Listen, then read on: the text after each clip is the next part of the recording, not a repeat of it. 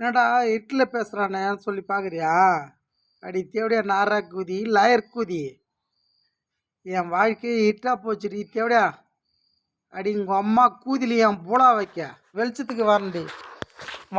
என் வாழ்க்கையை வெளிச்சத்தை மாற்றி கொடுத்துருவேன் நீ. உன்னால் முடியுமாடி தேவடியா? உன்னால் முடியுமாடி?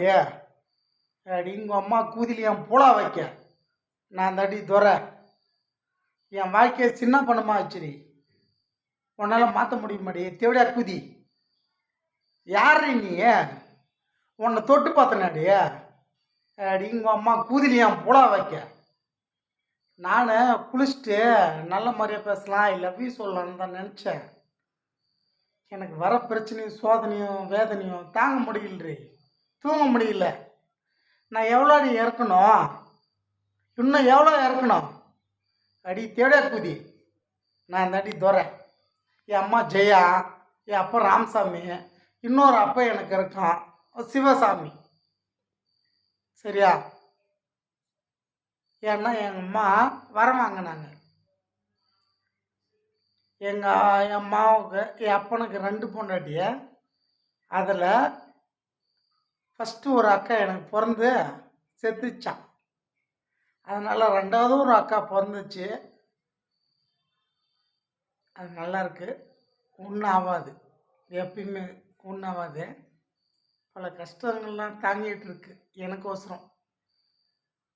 எனக்கு கடன்லாம் வாங்கி கொடுத்துச்சு. அந்த அக்காவுக்கும் என்னால் பதில் சொல்ல முடியல, அதுக்கிட்ட கூட பேச முடியல.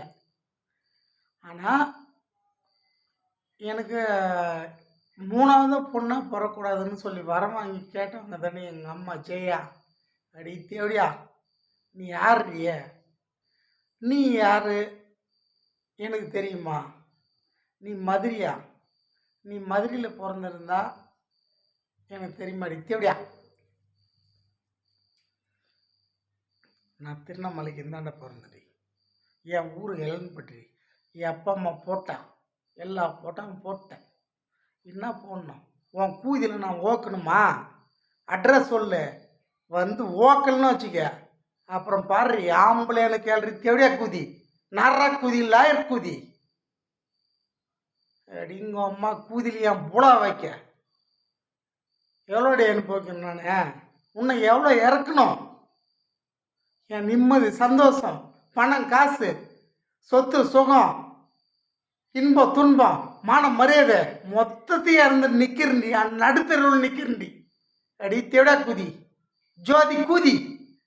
ஒன்னால் தாண்டி எவ்வளோ